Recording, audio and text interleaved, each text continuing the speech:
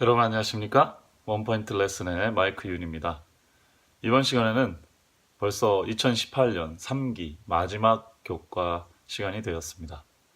13과는요, 로마로 가는 여정인데요. 바울이 이제 그 꿈에도 그리던 로마를 이제 재판을 받기 위한 감금된 몸으로 이렇게 잡혀가지만 어쨌든 27장과 28장에 이어서 바울이 어떻게 로마로 가게 되는지에 대한 내용을, 그리고 그 과정에서 나타난 하나님의 섭리를 설명을 해주고 있습니다. 먼저 이번 주 교과 기억절을 읽고 시작하도록 하겠습니다. 바울아, 두려워하지 말라. 내가 가이사 앞에 서야 하겠고 또 하나님께서 너와 함께 항해하는 자를 다 내게 주셨다 하였으니. 사도행전 27장 24절의 말씀입니다. 자, 먼저 바울의 이 로마로 가는 여정이 굉장히 험난하고 복잡한 여정을 갖고 있습니다만, 그 내용들을 좀 정리를 하고 이야기를 해보도록 하겠습니다. 자, 27장, 28장에 걸쳐서 바울이 어떻게 가이사랴를 떠나서 로마에 가게 되는지에 대한 여정이 좀 복잡하지만 길게 설명이 되어 있습니다. 누가가 아마 이걸 굉장히 자세하게 옆에 있으면서 그 내용들을, 또 어떤 일들이 있었는지에 대해서 설명을 했던 것 같고요. 그 내용이 27장과 28장에 이렇게 기록이 되어 있습니다. 먼저 예루살렘에서 가이사랴로 내려와서 가이사랴에서 구금이 돼 있었고요. 바울이 가이사랴에서 아드라무테노라라고 하는 배를 타고 출발하기 시작했습니다. 아드라무테라는 배는 아시아에 있는 지역, 터키 남부에 있는 지역 여러 곳에 다니면서 뭐 무역을 하든지 그런 배였나 봐요. 그 배에 이제 로마 군인들과 함께 바울이, 또 자기 일행들과 함께 바울이 배를 타고 이제 출발했습니다. 잠깐 시돈에 들렸을 때 로마 군인들은 바울이 그곳에서 교인들, 크리스찬들을 바울하고 접견할 수 있도록 그렇게 허가를 해주었고요. 바울은 시돈에서 다시 출발해서 이 그레데 섬을 끼고 돌면서 아시아 남부에 있는 무라라는 섬에서 아드라무테노라는 배에서 알렉산드리아라는 배를 갈아타게 되었습니다. 네, 알렉산드리아 배는 알렉산드리아에서 출항해서 이쪽 지역, 그리고 아마 로마까지 가는 그런 배로 생각이 되어지고요. 알렉산드리아에는 곡창지대가 있었습니다. 로마의 식량을 대는 곡창지대가 있었고요. 그 배들이 직접 가기에 복잡하기 때문에 이런 지역들을 걸쳐서 로마로 향했던 것으로 생각이 됩니다.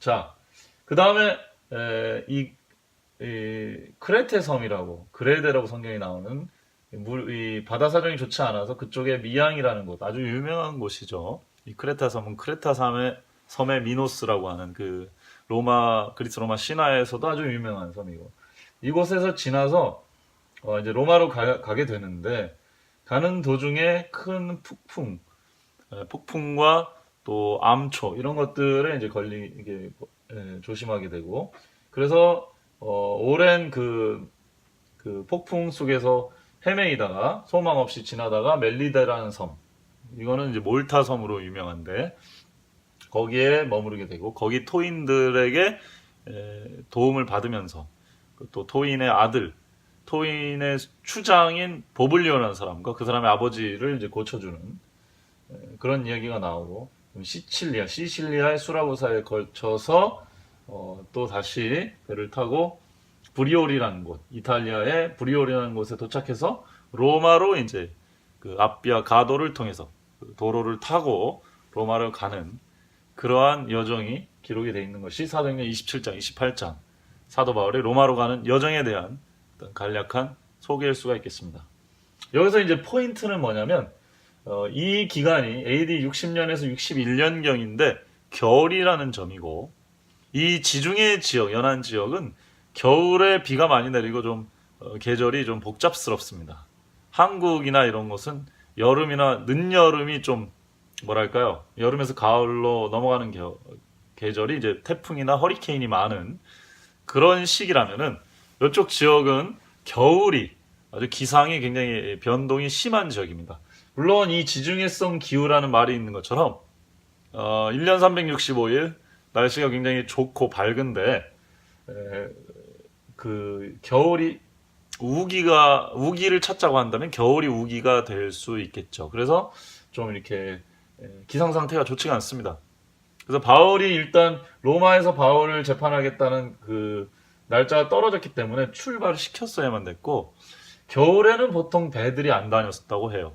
그래서 겨울에 만약에 배들이 이제 다니게 되면 근데 예를 들어 알렉산드리아에서 곡식을 싣고 로마로 가는 배들이 자꾸 들어오지 않게 되면 로마 물가가 요동치지 않겠습니까?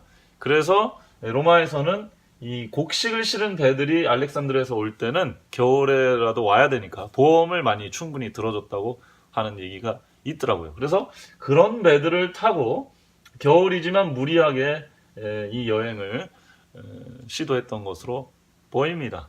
그래서 바울이 중간에 이 우리가 하는 여정이 쉬운 여정이 아닐 것이다라고 얘기를 했지만 로마 군인들이 그 말을 듣지를 않죠. 그러면 이후에 어려운 중에 있을 때는 또 바울이 그들이 어떻게 하나님의 은혜로 살게 될 것인가에 대해서 또 바울이 이야기를 합니다. 그래서 이 어려운 풍랑을 다 견디고 또 죄수들이 도망가려고 하니까 다 죽이려고 하는데 그런 어떤 혼잡스러운 상황, 어쩌면 불필요한 살인, 폭력 이런 것들이 생길 수도 있는데 그 배에 탄 사람들을 잘 지켜서 모두 다 이렇게 안전하게 로마로 이송시키는 일에 바울이 굉장히 큰 역할을 합니다. 사실은 바울은 뭐 죄가 아직 정해지지도 않은 살인자도 아니고 강도도 아니고 범죄자라고 부를 수 없는 그런 사람이었는데 바울은 어쨌든 자기와 한 배를 탄 그죠? 한 배를 탄 사람들을 다 구원해주는 그런 역할을 맡았던 것입니다. 자, 그래서 사도행전 27장 24절 이번 주 기억절에서 설명하는 대로 하나님께서 바울을 통해서 바울이 탄 배에 있는 사람들에게도 위로의 말씀을 주시고 바울을 결국 가이사 앞에 서게 하시겠다. 로마에서 복음을 전하게 하시겠다는 하나님의 뜻을 이루셨던 내용이 이번 주 교과의 내용입니다. 자, 저는 이제 이번 주 교과뿐만 아니라 사도행전 전체를 다루는 이번 기의 주제들을 좀 정리를 하면서 저희가 사도행전은 그 주제가 교회와 성령과 선교라고 얘기를 했는데 사도행전 21장부터는 바울이라는 인물의 어떤 동선, 인물이 당하는 고난, 재판, 또 그 인물이 돌아다니면서 하는 일들에 대해서 좀 많이 초점을 맞추고 있는 그런 모습을 볼 수가 있습니다. 왜 바울이라는 인물이 이렇게 주목받았을까? 물론 교회는 한 사람으로 이루어지는 것이 아니고 하나님의 일도 또 한 사람을 통해서 이루어지는 것이 아니지만은 화이프에는 분명히 얘기했듯이 다니엘과 요셉이 교회의 모델이라고 설명을 하고 있습니다. 그들은 한 사람이었는데도 이방 땅에서 하나님을 모르는 사람들 사이에서 축복의 통로가 된 역할을 했던 것이죠. 뭘 통해서요? 성령을 통해서요. 그것이 큰 의미에서 선교라고 하는 것이죠. 하나님의 나라를 전파하는 것이고요. 바울도 마찬가지였다 이렇게 설명을 할 수가 있겠습니다. 구약시대의 대표적인 두 인물은 다니엘과 요셉이라면 신약시대의 대표적인 인물은 이 사도 바울이 되겠네요.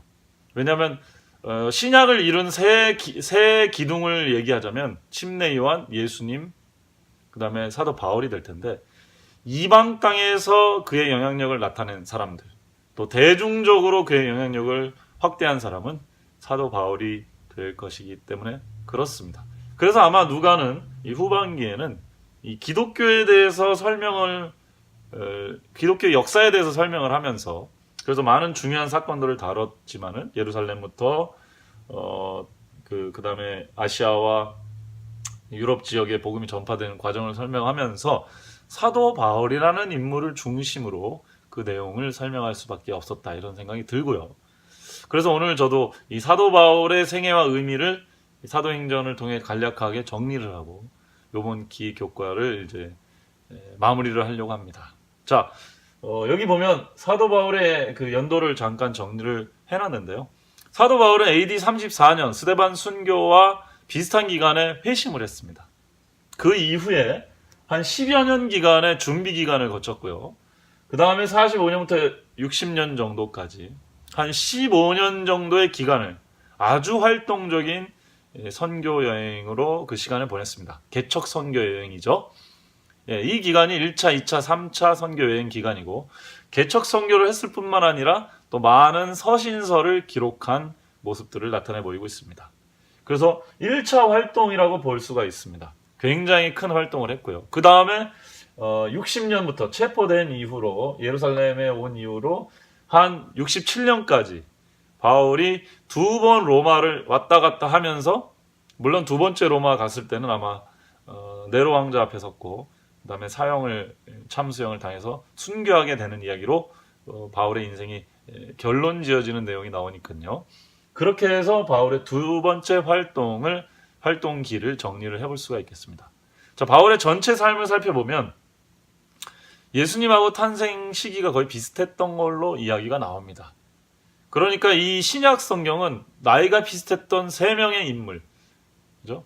한 시대를 그러니까 완전히 바꾼 침례 요한, 예수 그리스도, 그 다음에 사도 바울이라는 인물이 다 끌고 간, 요즘 말로 하드 캐리언, 아주 그 역사를 이끌어버린 인물들이라고 볼 수 있고요. 그 중에 사도행전은 사도 바울의 어떤 인물에 포커스를 맞춰서 기록이 되고 있고요. 특별히 중반부부터 후반부까지는 사도 바울이 모든 이야기를 주도하고 있습니다.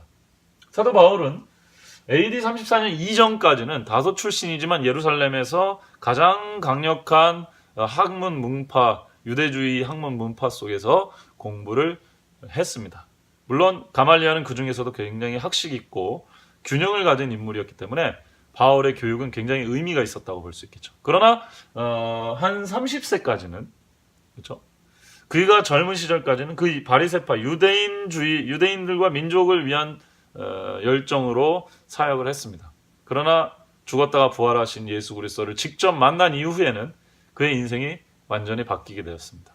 그래서 한 민족의 또 구약의 유대주의만 이렇게 믿는 그런 종교가 아니라 생명과 사망을 다루는 보편적인 진리인 살아계신 예수 그리스도를 개인의 구주로 영접하는 그런 기독교를 받아들이게 되고, 유대주의에서 기독교로 개혁하고 또 온 이방의 하나님의 자녀를 얻는 그런 사역을 기독교의 사역으로 만들어가는 그런 활동을 하게 된 인물입니다.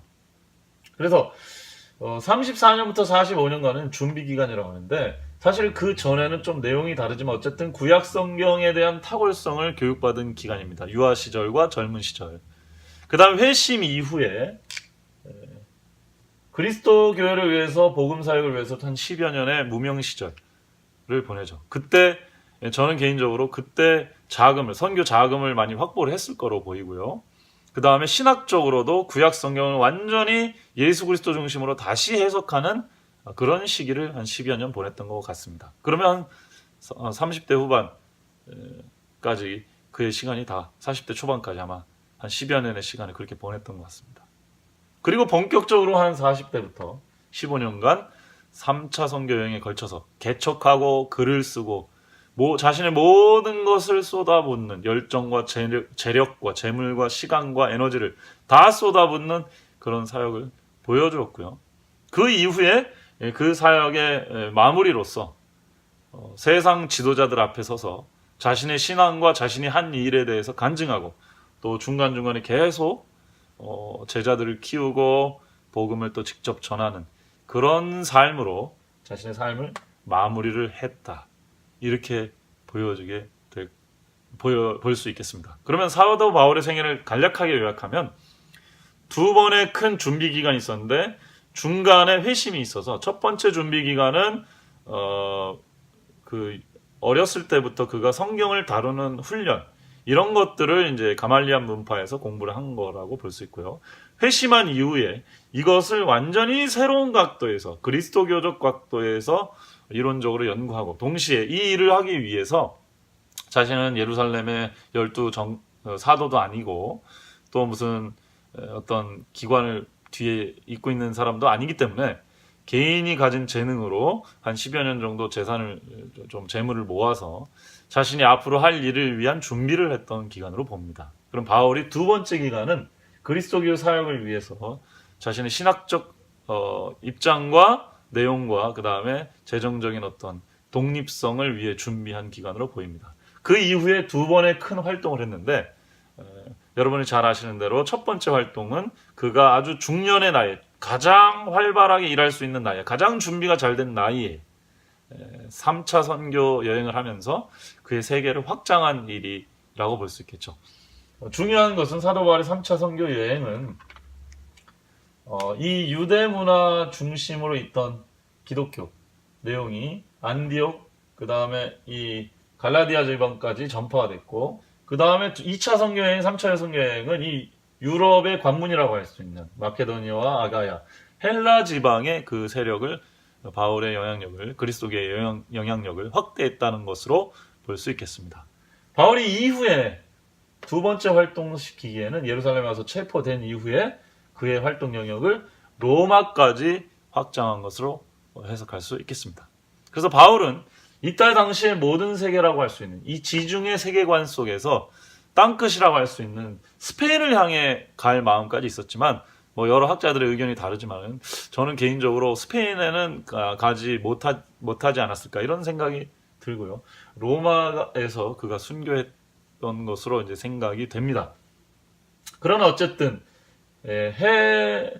히브리 문화의 출신이지만 터키, 아시아 지역을 넘어서 그 당시의 문화의 어떤 깊은 뿌리가 되는 헬레니즘의 본토 아테네까지 가서 복음을 전했고 결국은 당시의 정치적인 모든 군사적인 문화적인 기초를 제공하고 있는 그리고 현실적인 권력자인 로마 세계관의 핵심 센터인 로마에까지 가서 복음을 전하게 되는 삶을 산 것이 사도 바울의 일이고 이것이 기독교를 보편적인 종교, 여러 문화에 걸쳐 또 전 세계에 전할 수 있는 어떤 그런 흐름이 된 그리고 그 일을 주도적으로 한 사람의 일대기가 되겠습니다. 자, 내용이 좀 길었지만은 이번 사도행전 전체에서 가장 특징적인 인물을 꼽으라고 하면 당연히 사도 바울일 것이고요.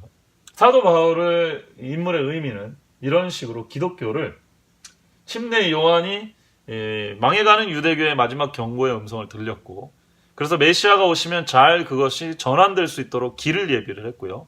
예수님이 오셔서 그 모든 내용을 이루셨습니다. 구약의 제도를 파하시면서 자기가 유월절 어린 양의 희생을 당하시면서 새로운 복음의 결론을 지으셨죠. 그 다음에 그것을 예수님과 침례 요한은 어떤 의미에서는 요절한 거잖아요. 일찍 죽었습니다. 안타깝게도. 그래서 그것을 적용하는 활동에는 참여를 할 수가 없었습니다.